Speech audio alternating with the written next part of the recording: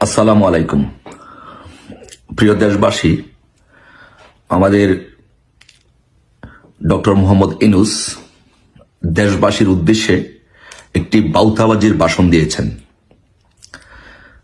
সেই বাউতাবাজির ভাষণ থেকে এদেশের জনগণের মনে, আমাদের মনে অনেক প্রশ্নের উদ্ভব হয়েছে। সেই প্রশ্নগুলো কি এবং এগুলোর উত্তর কি, আসলে এগুলো নিয়ে আমরা আলোচনা করি।